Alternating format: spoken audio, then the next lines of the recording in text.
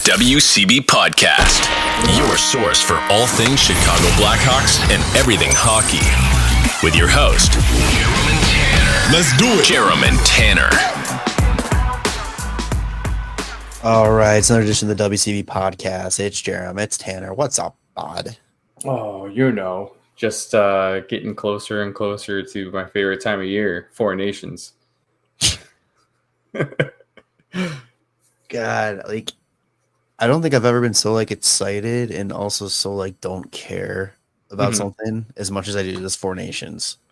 Yeah, I think it really I'm excited to see how it is, but I'm not expecting it to be the same as the Olympics. It's not best on best. They keep saying, "Oh, best on best hockey," but it's not. It's just where's Patrick Kane? Well, I mean, you're missing big countries with some of the best players. You're missing some of the best players in the league right now aren't playing. Logan Thompson not getting picked for Team Canada goalie when he's I don't know, is he Vezina candidate this year? He's fucking killing it right now. Honestly, I saw his stats recently, but I wasn't sure if he had also played the same amount of games as Hellebuck, because Hellebuck's easily Vezina. Logan Thompson's played 12 fewer games, though. Yeah, I mean, Winnipeg just riding that Hellebuck train as long as they possibly can. Yeah, dude, 6 shutouts. Jesus Christ, he's disgusting. I don't know what it is now, but right, I think it was last week they were saying since Logan Thompson didn't get picked to be Team Canada's goalie, he's 12-1-1 or something. It was something absolutely ridiculous. He also only has 2 losses. 28 games played, 27 started. He's 23-2-3. Logan Thompson is, yes. Well, no wonder he just got paid. This is why Washington had one of the better off seasons, because that kind of shit what was he even picked up for? Wasn't it just a pick? I think so. They get him, they get fucking Pierre-Luc Dubois, PLD. They get fucking Jacob Chikrin, who's killing it too. He was traded for 3rd-round picks in 24 and 25. That's it. 2/3. 2/3. He just signed a 6-year, $5.14 million deal. Yeah, something like that. It's the total value is 35.1. But yeah, man, he's killing it right now in Washington, and that's the kind of stuff that's I liked him in Vegas, and he got screwed the year they won the cup, because that was the start of this season was when they were Robin Lehner's not going to be there, and he kind of took over, and then towards the end of the year he got hurt, and then they kind of were going, because it wasn't Aiden Hill right away. And I forgot who else they had. Oh shit! Who else was that? I know exactly what you're talking about. Fuck. I can't think of it, because whoever they had that started the playoffs, and then Aiden Hill got in and then took over. But Logan Thompson was a big reason that they started super hot to start the year. I knew the Hawks wouldn't do anything, but I was kind of I don't know, hope he hit free agency to kind of take a look. Try it out. Yeah, kick the tires a little bit. You're talking about last season with the Vegas goalies, right? No. The year before, when they won the cup. So they had here. I'll pull it up here. It was Laurent Brossoit. We actually have him. I forgot. Dude, Brossoit. He started the play. I'm pretty sure he started the playoffs for Vegas. He did. He had 8 games played, and then they pulled him and put Aiden Hill in, and Aiden Hill just took over and won the cup. Yeah, which is hilarious. They also had Jonathan Quick just in case.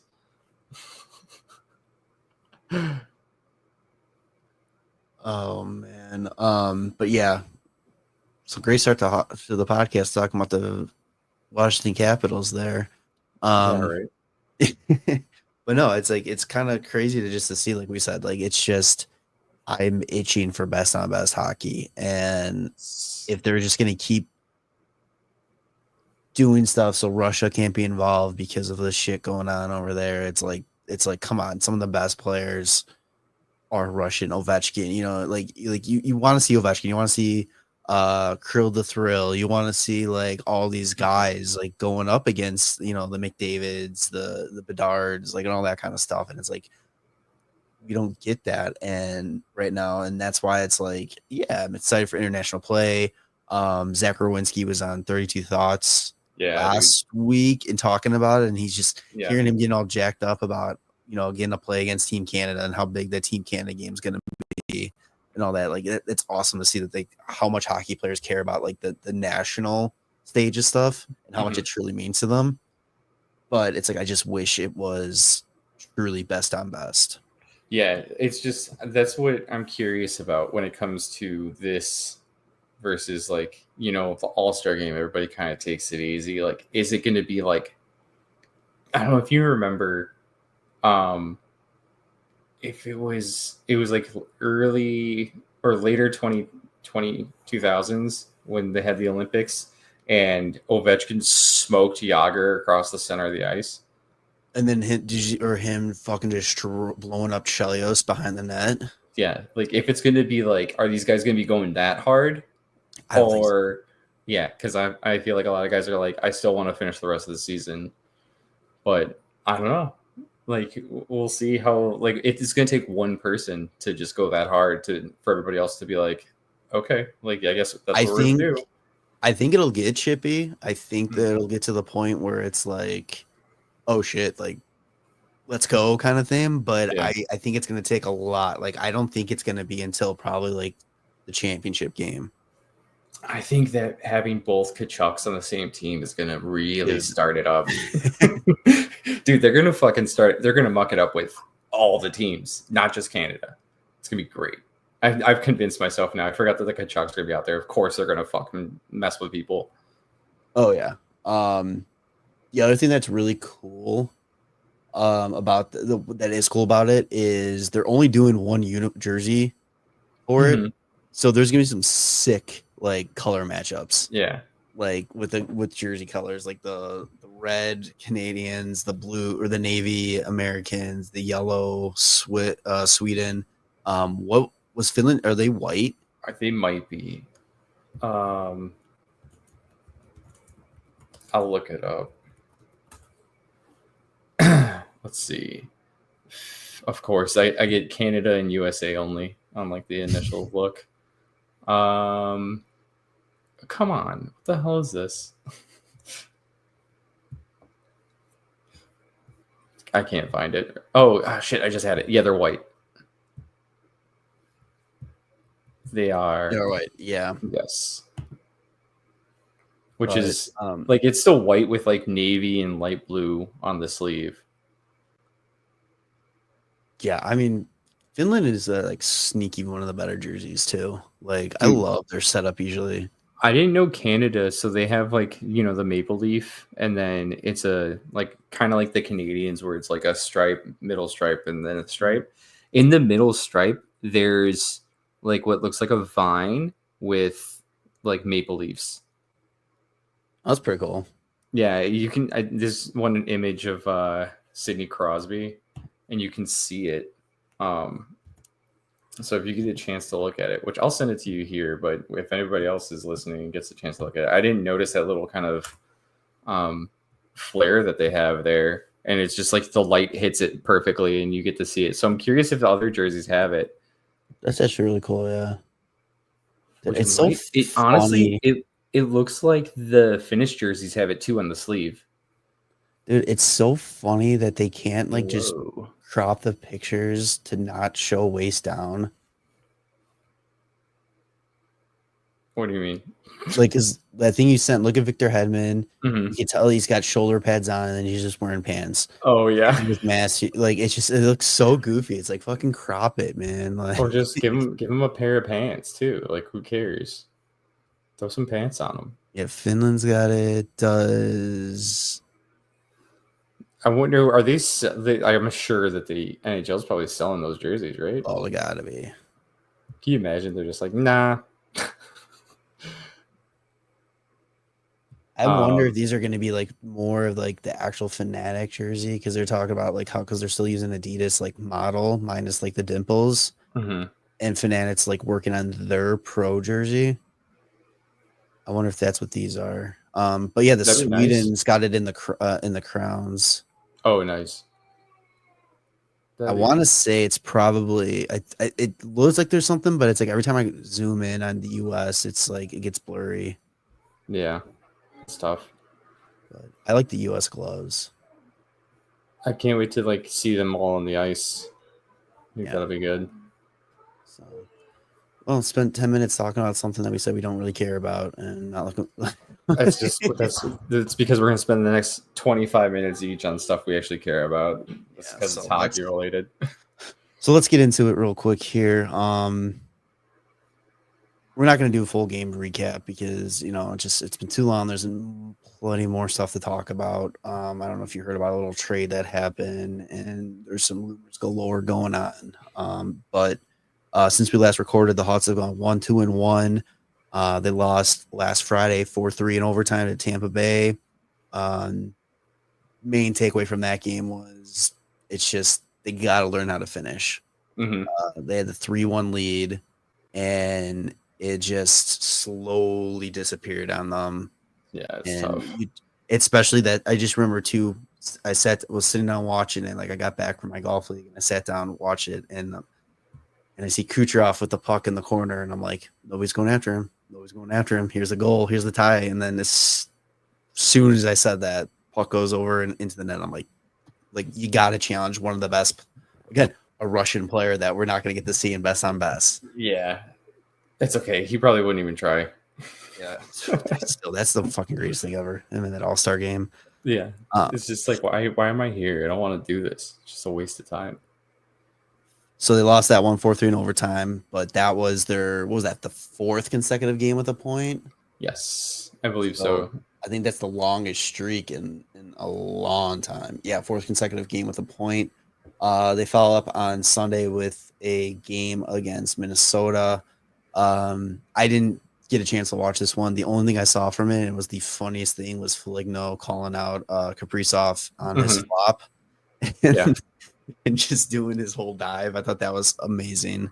Yeah, this one, it was Hockey Fights Cancer Night at the United Center. Oh, that's right. Yeah. So it was kind of cool because they had like a bunch of kids who were like just beating cancer. They were ringing the bell like during intermissions and stuff.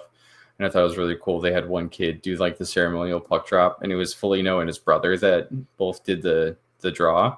Oh, and so then they each gave him the puck, and then like Foligno like gave the kid like a fist bump, and then his brother took his glove off and shook the kid's hand, and then Foligno goes okay, and then he hands the kid the stick.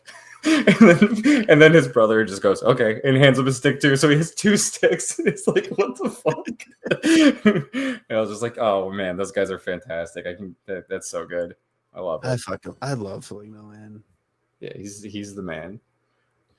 But this is like one of those games where I feel like they just don't play well against Minnesota. Wasn't it like the opposite of Tampa? Like they were down, and then they started fighting back and making it close. And then, it was what you said. It was what, 2 empty netters? No, one. I was wrong. I think they almost had a second one. Oh, okay. Yeah, and it's just like, so it's like the story of the Hawks right now is you start good, you can't finish, or you start horrible, and you come just short, and it's like, man, if only we were playing like that for like an extra 20 minutes or something, Yeah, the story of the whole season is just like inconsistent effort throughout the game. What it's funny because like they tend to still make it interesting, right? Yeah, like at least they're not just giving up. They're having games where you feel where it's just like, oh Jesus, but it's like a lot of the time they are like doing what they can to stay in it and not be completely embarrassed. And honestly, I'll take it. These are the type of games, especially now with this whole youth movement officially starting with this team. Yep. And the amount of young players in this, like, I mean, the game against Minnesota, all three, or was it Minnesota Minnesota. It was like There's only 2 goals.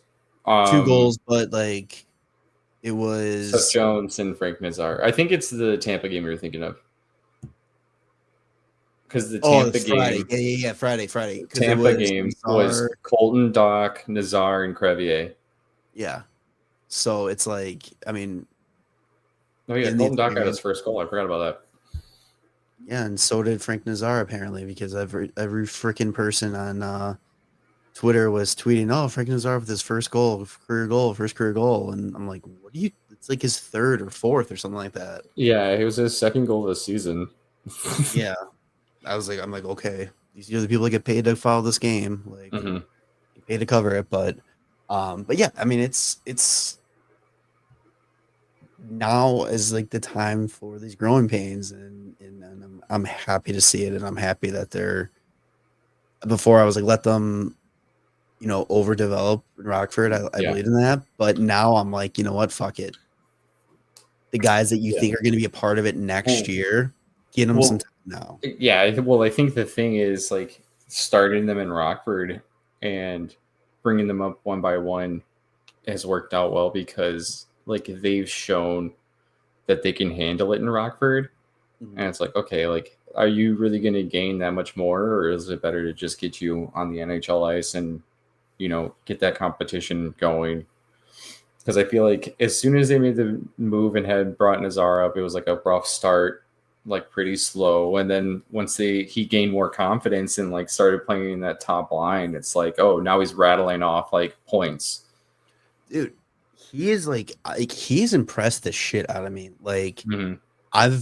I've been high on this kid, since we drafted him, but it's like watching him play these past few weeks, and like you said, when he's getting more of a bit bigger role in the top line with Bedard and stuff like that, Mm-hmm. it's just so clear and obvious at how well balanced his game is.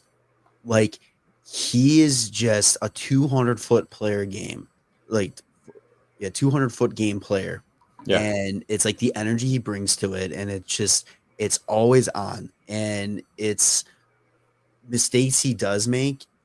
He does make them again, but it's not in the same game. He fixes what he does wrong, he learns from it, and then he goes, and then it's like, okay, it might come up again, but it's like he is learning and adapting, and just the strides has just been it's just been unbelievable. Dude, he seems like he's sneaky good at being able to pick the puck up off of somebody's stick, and like I feel like every time he's out there, like we have a good chance at like being in the offensive zone for a long period of time and getting a good chance and like getting a good scoring chance. Yeah, That's great. 100%. It's good. It's good vibes. He is so fucking fast. Like I love Oh it. yeah. And Colton Dock has just been. I know he was scratched against Tampa. Mm-hmm. That's the game we're going to talk about here, but I mean, still his play. I mean, he got scratched because Sorensen, I guess, wanted him to see a little bit more from him, and that's fine. That's exactly what you need to be doing with these kids now. But Mm-hmm. other than that, I mean, he has been adapting very well. I wanted him to be like the first man up this year. Like, when it came time to like start calling up the young kids and all that, and he obviously wasn't. But I was like, once he did get the call up, I'm glad he did, because he is definitely proven he belongs up here. Yeah. Yeah, I think like I said before, just getting that time on this roster to get their confidence built, get like eased into the NHL. It's like might as well do it now. Oh shit! And then they called up Del Mastro, Yes. and didn't he get that was against Minnesota? Was it Minnesota that absolutely filthy play? Yeah. For the assist, like the nice little rebound shot. Yes. Yeah, where he just he toe drags it around the defender. I forgot Yeah. what game he was his first call up game, but he's impressed me the entire time he's been playing up with the big club, because he's fucking huge. That's one, but he's also fast, and it seems like he is really good at like knowing how to use his size to his advantage. especially with his speed, because there's so many times when like a guy will chip the puck down the boards, try and speed around him, or he's in a foot race with somebody like when the puck's going into the corner. And instead of just trying to beat them there, he just gets his stride ahead of them and just pinches them off into the boards, and he just curls away with the puck so easily. I'm just like, holy shit. Like, this kid's huge. He's fast. He seems to like know what he's doing like already, like very well. And then that move against Minnesota where he gets the puck like in the slot, and he has the time of day to think about like making that little drag around the defender. And then he still puts it far side low, which creates that rebound. And Nazar's just on the back door. Just, okay, thank you. Dude, just to have the confidence to do that at his age, just being called up and all that kind of stuff, like that's just unbelievable. And what I was pulling up here is you keep saying he's huge. I love our defensive group, dude. Of the people that are like, I'm not going to count like Connor Murphy, Martinez, those kind of guys, but Alex Vlasic gonna be a big part of this decor. 6'6". Yep. Ethan Del Mastro, 6'4". Yeah, he's 6'4", and he's already 210. Yeah, like Louis Crevier, 6'8". Nolan Allen's the little baby of the group at 6'2". But yeah, same with Korchinski. Korchinski's like 6'2". What's Leshinov? Levshinov, I think he's 6 foot or 6'1". So he's a tiny guy. I'll look it up real quick. But it's like, God damn, dude, our defense is going to be a fucking problem to play against. Yeah, because like you said, not only are they big and physical, but they can fucking move and make plays happen in the offensive zone. Oh, Wyatt Kaiser's only 6 foot. Oh, Levshinov's 6'2". 6'2", okay. So basically, our defensive core is going to be 6'2" and up. Pretty much. That's probably what's going to get Kaiser traded. Yeah. But God damn, dude. And then this will transition to the next game. Another player that gets called up and get a chance to show what he's been doing because he's been having a great season in Rockford is Landon Slaggert. He plays against Tampa on Tuesday in this one. And I mean, I think Potes did the watch along for this game, and I believe he gave Slaggert the first star just because of the play. I mean, was that his first career goal? No. He did score last season in his last 16. So he scores in his first game back, being called up. He makes big plays, defensively to help keep the team going. I think he playing shorthanded too at one point. Oh, on the penalty kill? Yeah. I think so. I don't remember exactly. But yeah, I mean, the kid, I love it. Too, you're looking at goals. Connor Bedard, his 14th. That was a disgusting goal too. Oh God, absolutely ridiculous angle. Reason. It's this shot that he takes every once in a while where he's just like near the goal line and he just like tries to throw it short side high, and this time he just bing finds it, and it was just like, what just happened? Somebody, I don't know if I should say this, but there's a tweet. I was laughing so hard. It was like, "Oh, Connor Bedard, go ahead, finding and scoring from the autistic corner again." Dude, and then after he scores that goal, like he was pissed off, and people on Reddit were just like, "Is he ever excited to score?" And I think somebody was like, "I think he's just upset that like they let him do that." Yeah, and he's just like, "I can't believe you let me do that. Do you not know who I am?" And in my mind, I'm like, maybe he's just upset because we keep playing backup goalies. And he's like, this is what I'm going to do to your, like, stop putting your backup goalies in. I'm just going to do stupid shit like this, and it's going to go in. It's just like. Real quick, back to the game against Minnesota. Connor Bedard stats here. So he recorded an assist. He became the 14th player in NHL history to record 30 assists as a teenager in 2 separate seasons. Only 3 others have done this in the past 35 years. Yeah. Can you name them? Yes. McDavid, Sidney Crosby, and Rasmus Dahlin. Okay, you see the stat? I saw the stat. Okay, how about this one? Connor Bedard Damn it. became the 5th different teenager in the past 30 years to record 30 assists in a season in fewer than 50 games. He did it in 49. So the other 4, can you name them? No, probably McDavid, McDavid, 40 games it took him. Crosby. I would And he assume actually did it. McDavid did it. twice. McDavid did it twice. Crosby did it twice. Crosby did it 47 games his rookie season, 27 games his second season. Was it Kaner? Kaner, 40 games. And then there's one more. Yeah. Should be the easiest one. You just said it, Rasmus Dahlin. Oh, is it? Yeah, duh. That makes sense. He did 48 games. So technically, Bedard was the slowest, so I guess he is a bust. But anyway. He is a bust. Oh, back to Tuesday's game. Yeah, Bedard power play goal. Donato gets his 15th. Like, he's just up in his trade value, man. Yeah. You think he's thinking about that at all? Or do you think he's like, ooh, they're going to re-sign me so quick? See, the thing is, I would love to keep Ryan Donato because he's the perfect guy that's like can play anywhere in the lineup. Yeah. And I feel like you still need to have some of those players, right? That are like vets that can be up and down in the lineup. Because like after this season, like we still have another year of Mikheyev, Jason Dickinson, Foligno, Teravainen, and Bertuzzi.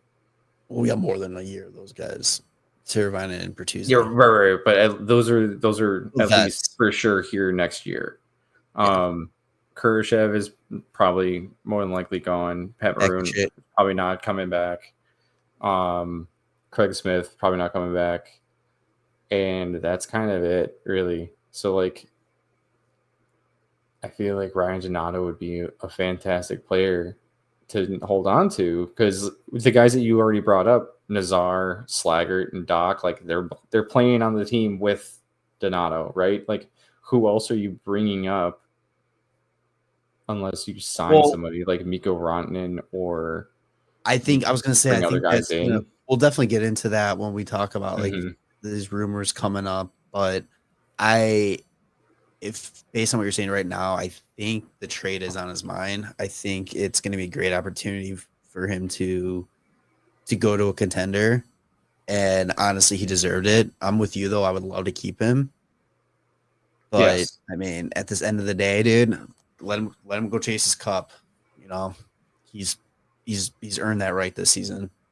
Yeah, I mean, and I think any team that's going to be hunting for, you know, the playoffs is going to really want a player like Ryan Donato. Depth scoring, physical player, can play anywhere in the lineup. He's always noticeable out there. Like, I just personally would love to hold on to him because I think he's great for this team. But the other thing is, like, I feel for him because he also just had a kid. And I'm like, get this guy settled, please. Like, you know what though? I mean, I honestly, it's a huge part of it too. And I think KD is if KD feels like he could be part of this team going forward, and he might give him the option, be like, hey, we can move you, you know, if you can chase your cup. But if you're looking for it, I mean, I think again, he's earned that right. I think. I don't know if I would sign him like a crazy long-term deal. I would maybe do 2 or something, but it's like, yeah, I think at the end of the day, I think it's going to end up being on him and what he wants. Yeah. I'm curious. Cause like after this year, like I think you asked Foligno, like, hey, what do you like when it's trade deadline next season? Like if we're not in a playoff position, which is unlikely, do you treat Foligno like he does have trade protection and just go like, hey, what are your thoughts? Like, do you want to go anywhere or do you want to just ride it out? And then 100%. It's kind of like Jason Dickinson is like, you know, he's wearing an A too. Like, do you say like, hey, like, what do you want? What do you want to do? Do you want to keep going? Like, are they good enough to do another extension if they want to keep playing?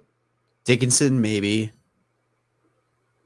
I can see Dickinson signing again. Mm-hmm. I think Foligno, like, he's got. I mean, this is it. I mean, if he signs an extension, it's going to be like it's got to be a 1-year territory. Yeah. Like, it's got to be like a per season basis with him. Yeah.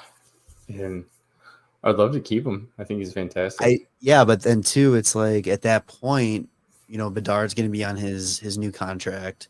Mm-hmm. Like, is it time to just be like, all right, hand over the sea? It's his team. Let's move on to this era and officially make it his.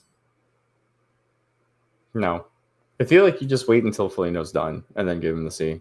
Like, it's so pointless. Well, no, I'm not saying like give him like take it from Foligno. I'm just saying like, is it time to be like, okay, if Foligno was staying around just for the pure leadership part of it, yeah, like you're looking at 3. This will be the year 3 of Bedard already.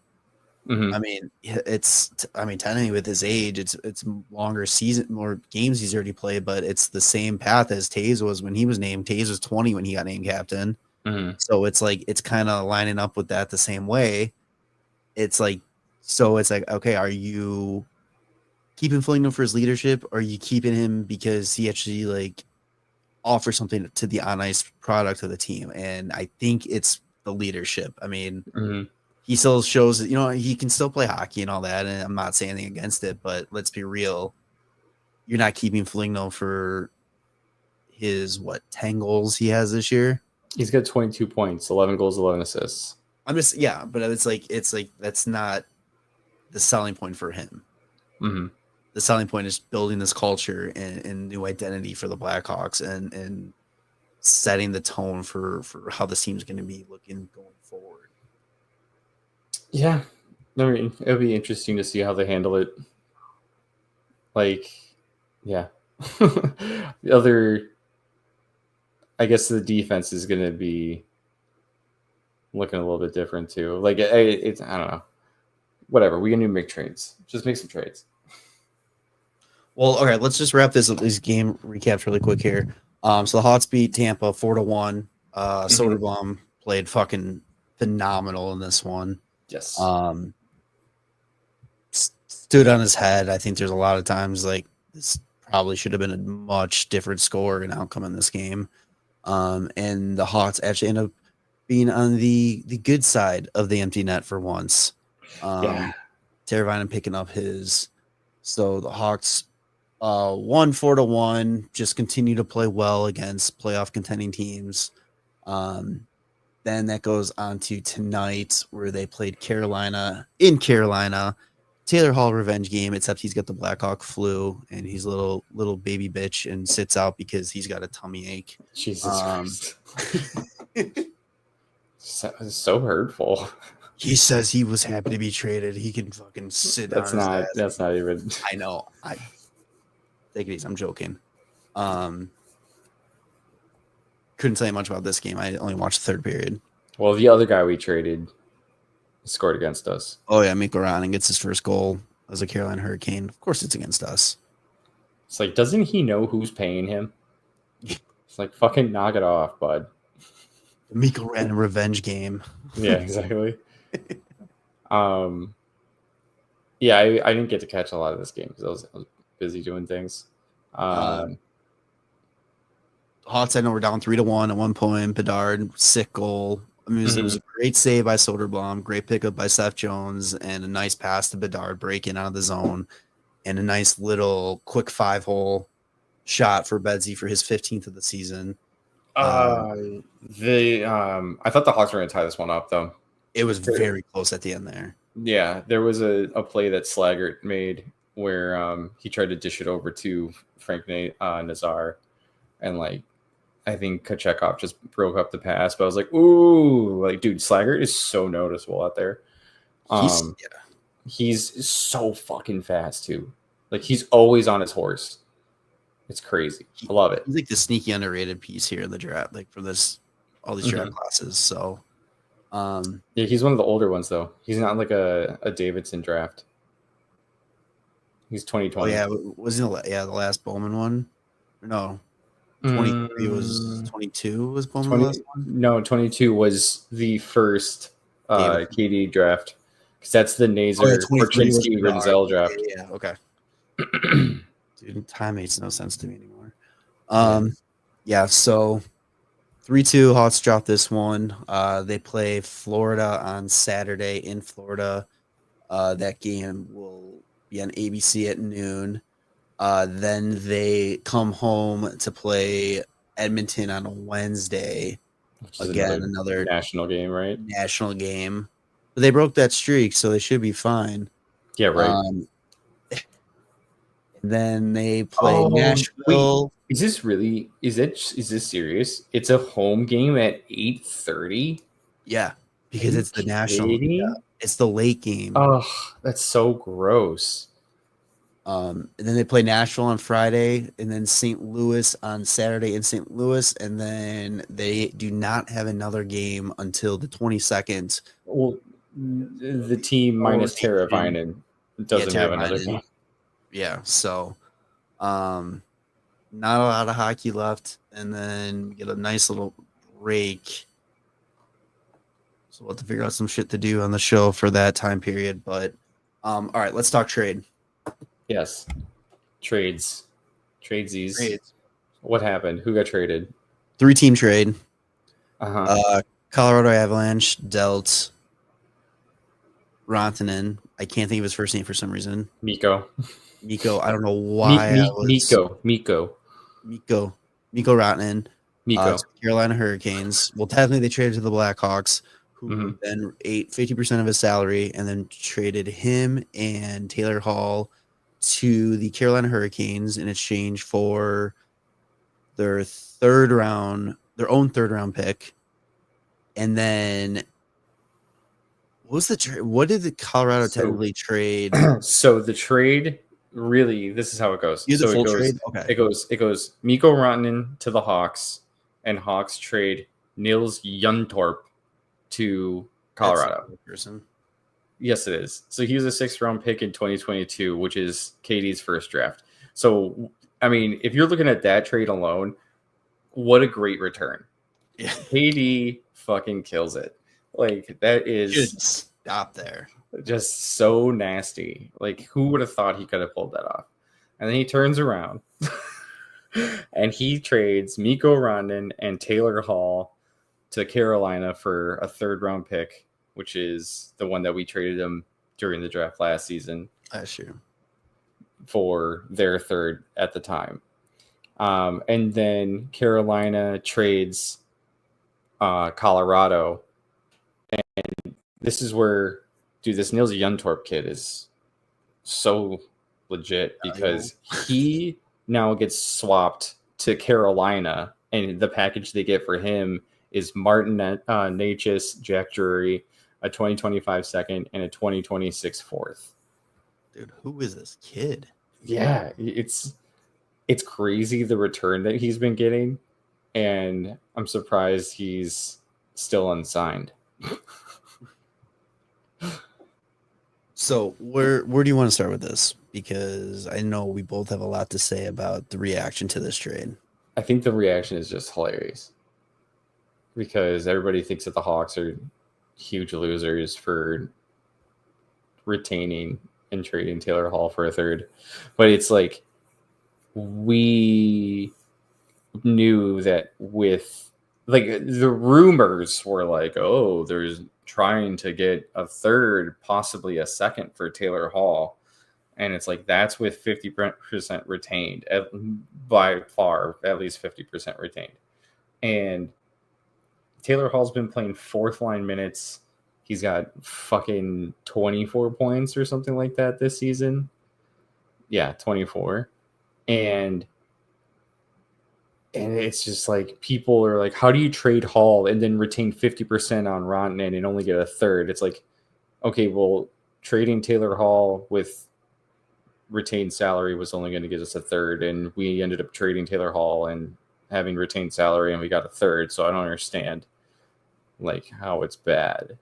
The Hawks, by retaining on Rantanen instead of Hall, end up saving $500,000, which... No. Yeah. No. That's instead of holding on to Hall and not being a part of the trade, they retain on Mikko Rantanen, which gets them a retained salary of like 4.625 or something. And instead of paying Taylor Hall's $6 million, that's where like the savings comes in. Do you understand I'm just saying what Friedman said. He said the Hawks end up by retaining on Rantanen, it would end up saving $500,000, which is a big deal on the hockey ops side and ownership side when you're a team that's not going to the Stanley Cup playoffs and you're losing that extra revenue. So that's however they save that money by doing it the way they did it, they saved them. That's how they save the money by doing it this way. Okay. That's all I'm saying. Yeah, I mean that's just what I'm trying to figure out like what he was actually talking about, because basically in money, the Hawks are retaining what, $4.5 million or 4.625, because that's half of his 9.25, and it's just like 4.625 is less than $6 million, which is what Hall was being paid. So like if they retained half on Hall, it would be $3 million, which would be less, but like to make the deal work, they retained on Rantanen instead, which is still fine because they're still saving money instead of paying Hall his full whatever. Oh, you know what it is? I think it's because Taylor Hall was actually only really making 5.25. So that's where I think the 500,000 comes in. Okay. Yeah. Because that's his base salary for this year. You could have told me. I would have believed you either way. I'm just saying what Friedman, who's supposed to be the expert, but then again, he also said that the Hawks get their third round pick so they can use it for an offer sheet, which is not possible considering it's for the draft before offer sheets are possible. Yes. But okay, so there's that. And then here's the other thing with the Hawks retain. Everybody's like, oh, they get their own third back. Oh, what losers. Yeah, I'd rather get our third back, which is going to be more like a late second versus trading Taylor Hall to a team like a playoff team, which would be more like a fourth round pick. Yeah. If Carolina had their own third rounder, which they don't, it would probably be like in the 90s instead of 65 to 66. Like it could be like a 30 position difference. It's like people need to just fucking relax and trust the process. There's a reason why we're not GMs of the Blackhawks and why it's a fucking hard job to be a GM and that not everybody can do it, because there's so much more in play than what you think you know from playing NHL. Mm-hmm. The other third that they actually had was Tampa's third. So it was either Tampa's third or our third, which is literally it's at least a 25 draft position difference. Yeah. So fucking people are so stupid right now. Like oh my God. So that trade happened. I mean, it is what it is. It's like in this season, everybody's like, well, I feel like the Hawks should have got more. The Hawks should have, it's like, what does it matter? Your retaining salary, you keep a retained spot available open, so you're able to retain one more contract. You open up a roster spot in order to bring up one of your young guys, which is what happened. You start the youth movement, you get your draft pick back, which in reality could be capital for trades this upcoming draft or trade deadline. Even you never know. I don't see how you can look at what was done in this move and just blindly assume the Hawks failed this one. It's like I would call it out. I would call them out if they deserve to be called out, but it's like I think this is it was a perfectly fine move. Yeah, like it's not one of those like, oh shit, like the Hawks made this move. It's not like one of what the fuck the Hawks move. It's like, all right, the Hawks made a move. They got a draft pick, whatever. Yeah, it has no effect on long term. I was gonna say if you want to look at it like as some more recent like three-way team trades, I think some teams, typically the ones that like are brokering the deal, tend to get like a fourth rounder. And if you want to look at it that way, like you're getting the team's fourth rounder, a team that's playoff bound. So that ends up being what, 115 plus in the draft, right? Mhm. And so now the Hawks are brokering a deal and trading a player to open up a roster spot, a player whose value is nowhere near as high as a lot of people thought it was. And instead of getting a draft pick in the 115 plus range, you're getting one at the 65 range. And like that even is like a 60 draft position difference. Like, Yeah. like 50 to 60 draft position difference in just brokering the deal and throwing in a player. And how is that a bad thing? Like everybody still thinks that Taylor Hall is 2018 Taylor Hall and not, missing an entire season with an ACL injury, coming back and getting scratched and then playing fourth line Taylor Hall. I fucking said this when we got Taylor Hall, and I stand by it. Taylor Hall is the biggest fraud of a first overall pick. How dare you? Like he's a good hockey. Like I'm not arguing that, but everybody sees former first overall pick, former Hart Trophy winner. Like you deserve to get the world from him. Besides those two accomplishments, what has he done? I mean, he's made it to the second round one time on a team that he's been playing on. He's on his seventh team. Yeah, this will be his seventh team, and he's only been in the playoffs 3 or 4 times total. 3. Yeah, like no, 4. 4 because it's one with New Jersey where they got smoked by Tampa. Yeah, one with Arizona. Yeah, I thought we decided. Yeah, I thought we talked about that. I thought that was the one. I can't remember.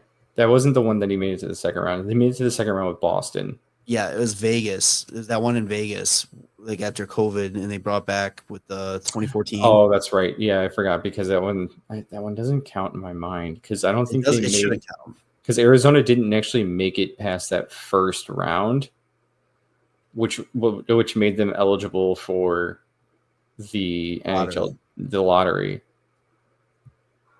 So I don't know if that counts as like being in the playoffs. Yeah, but so 3 with an asterisk, 4 with an asterisk. Let's see. Because on here, I guess it's Devils, Coyotes, and then Boston. So 5 times. 5 times. Okay. Oh, I guess they did beat Colorado. That's right. So that's so funny. I forgot about that too. That's when Colorado decided that they weren't going to get bested by Darcy Kemper, so they're just going to take him. Yeah, that's right. So, Taylor Hall, fraud. Best of luck in Carolina. Enjoy it. But of course, once a move like that happens, it certainly is going to start opening up the rumor board. There's been a lot of talks that the Hawks have got to make a move this upcoming offseason. Like, it's no question about it. They need to add somebody and bring in some solid pieces to, the next step has got to happen. And that is, you got the main pieces coming up now and getting their experience. Now let's get some pieces to go with them and help them take that next level. Yes. Apparently they are, again, this is all hearsay. No one knows actual truth behind any of this, but according to a few insiders, the Hawks are interested in either Ronton or Marner this summer. Does it say Marner too? I thought I saw Marner. For sure Ronton. I've seen Marner at some point. It might not be true, but whatever. This one just says it's from The Athletic that the Blackhawks really want Mikko Rantanen and believe they can sign him this summer. That was Mark Lazarus. I'm sure there's some condescending bullshit in his article talking about how that's a bad move and the Hawks don't deserve it. And blah, the blah. next one was saying Mitch Marner was maybe thinking about max term $14 million AAV deal this summer, And if that's the case, I hope KD stays as far away from that as possible. I hope KD stays as far away as possible, regardless. Mm-hmm. Mitch, I don't want Marner. He's a great player, but he is just everything about that Toronto team just screams fucking prima donnas. Mm-hmm. Like I don't want that on this team. Like why would they play any harder in the playoffs when they're already getting paid? Yeah. Like I want people that are gonna be here that can be a team player that wants to win and aren't gonna put themselves first, which just screams these Toronto guys. Mm-hmm. The core guys, because I was going to say going into the next couple of guys that they're thinking about possibly doing an offer sheet. Matthew Nyes, I would be cool with. Yeah, he'd be fine. Yeah, the core guys, the Nylander, the Matthews, the Marner. Mm-hmm. Yeah, Matthew Nyes would be cool. Who I really want, and I think you even said this before it even got brought up. Wyatt Johnston. Yeah, Wyatt Johnston. Johnston, sorry. Yeah, dude. If the Hawks can snag Wyatt Johnston from Colorado or from Dallas, I say Colorado, from Dallas, that would be just so fucking perfect. Dude. I mean, they'll have cap available, and I'm sure they'll try and make it work.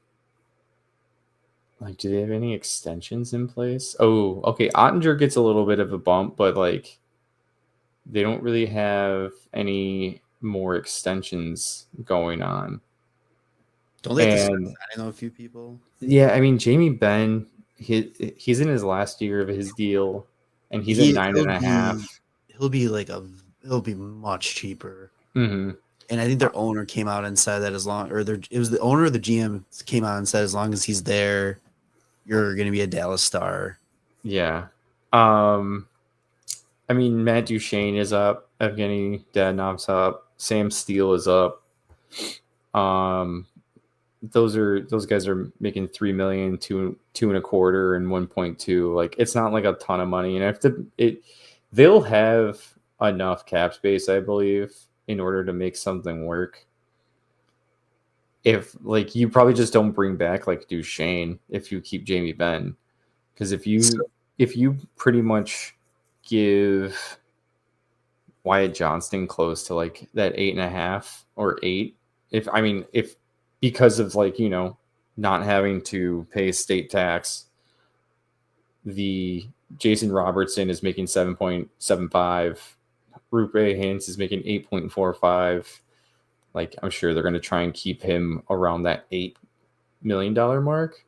And I was going to say he's got to be between those two. I feel like if I'm him, I'm like, no, pay me more.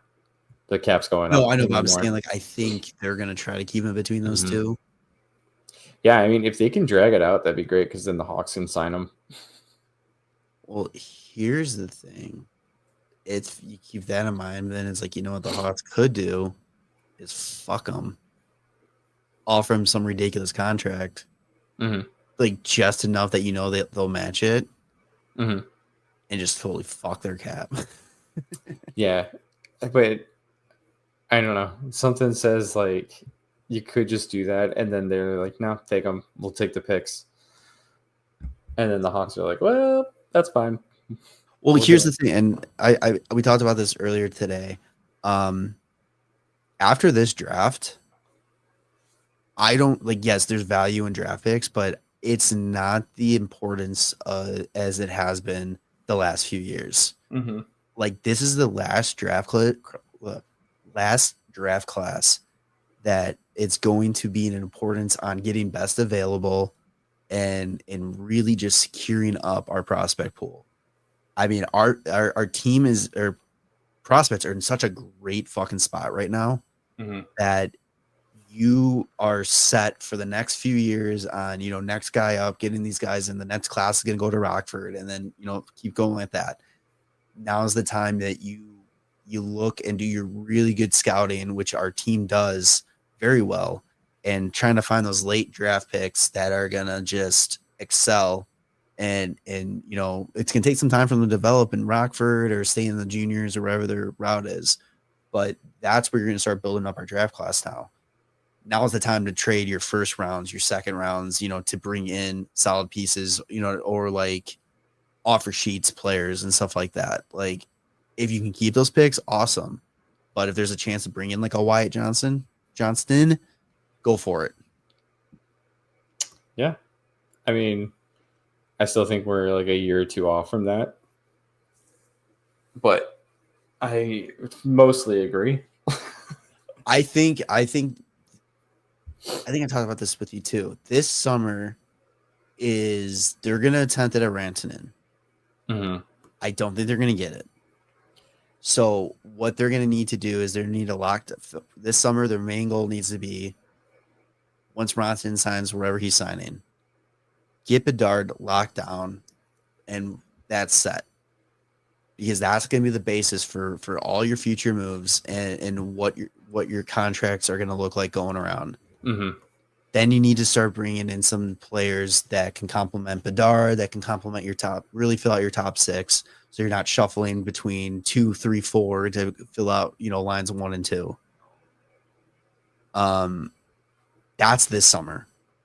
I think next summer is the one where it's like, I don't know who's the top free agent potential. Oh, McDavid potentially next summer. I know it's not. I'm just saying, like, just hold out. Some weird miracle McDavid hits free agency. That's the summer that you're like, okay, all in, host the style. Like, let's get him fucking here and let's go type of thing. Like, 12 years. And I already tell that this is going to happen this summer when the Hawks don't sign Rantanen and they sign like very good players, but not that superstar. I fucking would love them to sign Brock Lesnar, but people think that they need to add these superstars to these team, and the Hawks need a superstar, and they don't need a superstar. They have a superstar. What they need is those pieces to make him the superstar he deserves to be, like that we know he can be and what he's projected to be. That's what's needed. Is it nice to bring in a Rantanen? Fuck yeah. Hell yeah, it would be awesome. But it's not necessary. There's enough good supporting cast players out there to take Bedard and to help take this team to the next level. Yeah. And I mean, the other guys that you want to like be superstars are probably guys you're going to be drafting. Yeah. Here. I mean, like they're going to need to develop. Like there's no point in bringing in somebody that's not going to be, I get like when the team's consistently competing for cups in like hopefully 5 years, like you don't want to sign somebody that's going to end up not being a part of that. Right. Which like that's what it feels like with Rantanen. It's like it feels like it's just slightly too soon. Well, here's the thing too with Rantanen. He's gonna be, and it's so funny saying this because he's younger than me, but he'll be 29 right after the season starts next year. He's gonna want to sign his last ticket, like his last big long-term ticket here. Unless you somehow convince him to sign like a 2 or 3 year. Yeah, it's like you gotta wonder like just what, and that's the outside variable that we don't know. Like unless you're inside this game in this league and talking to agents and all that, we don't know what these players are thinking and how they want to approach their contracts. We can say all we want. Oh yeah, let's get him to sign a 3-year deal. That'd be fucking awesome. Yeah, of course that'd be awesome. But realistically, is he looking for? He's probably looking at 7 at this point. He's probably looking for term, or is he looking for 4 to 5 with a team that's ready to win right now and that can win in that window? He wants definitely more than $11.75 million. Yeah, because that's what Colorado apparently was offering. He wants, what is it, more than what's McKinnon's cap? 12.6. Yeah. Yeah, it's because of Draisaitl. He wants like whatever close to Draisaitl. Draisaitl fucked everybody. Did Draisaitl fuck everybody, or did Bowman fuck everybody? Bowman did, and that's what he does. He's a big fan of that. So, we're running really long here. Yeah. So, just quick NHL. Do you have anything else to talk about the Hawks with those news and stuff? We'll do farm report again next week. No. I think it'll be another really interesting offseason. And we're not done talking about it. No. And like especially with like trades possibly heating up pretty soon here too, which will be There was just a that'll be trade fun. that happened with Philly and Calgary. Oh, was there? Yeah, where was it? When? Just now? Like literally like 20 minutes ago, maybe. Mm. Where is it?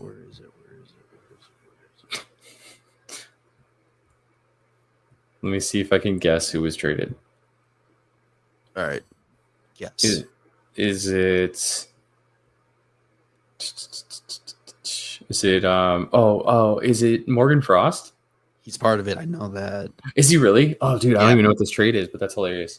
Yeah, he's a part of it. It's not Fabry. What's the guy? Fabry. That's Rob Fabry. Who's the guy Which one? in Philly? In Philly? Farabee. Farabee. It's him and Frost Really? for Kuzmek or Kuzmenko? Yeah. What? That's it? There's one more player too. I can't fucking find it now. What the fuck? Yeah, where did you see this? What is happening? I don't understand. Financial discussion. Dude, this is so like I literally was like scrolling on here when we were talking Learning about it live. Okay, well, good stuff. Dude, this is really bugging me. Here we go. Jacob Peltier? Yeah. Yeah. Eletier. Yeah, Peltier. Yeah. So it's a 2 for 2. For Farabee and Frost. That's crazy. What? Another Russian to go to dude, Kuzmenko's on the move again. So there's that trade. Other quick news, Utah released their short list of names. It's down to Hockey Club, Part Mammoth, 1. Yep. Mammoth and Outlaws. Passage. After that, yeah. And then roster moves. Brandon Saad was placed on waivers, went unclaimed, and then his contract mutually terminated. So he forfeits anything owed to him.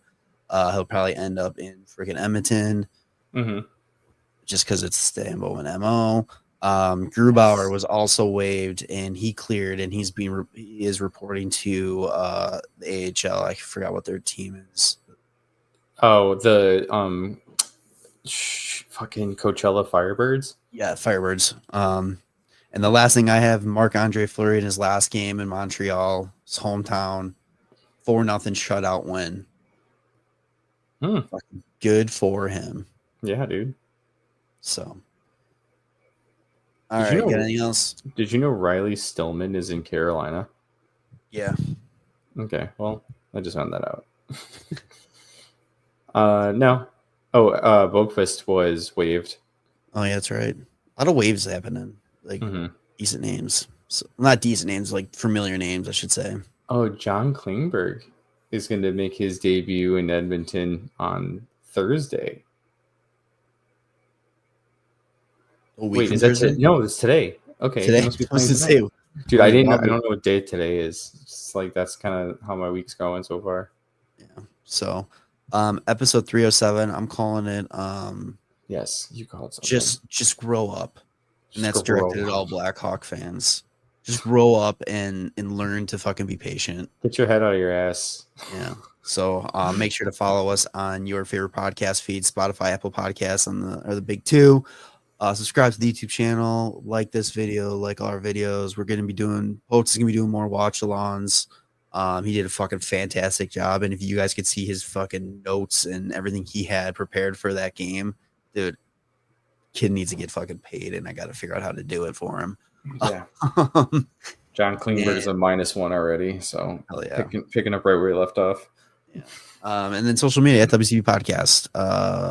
Yeah, we'll see you on the next one. All right. Look, boys. Bye. Thanks for listening to the WCB Podcast. Be sure to subscribe wherever you heard this podcast. To connect with Jarom and Tanner, check out the boys at WCB Podcast on all social media. We'll see you next time.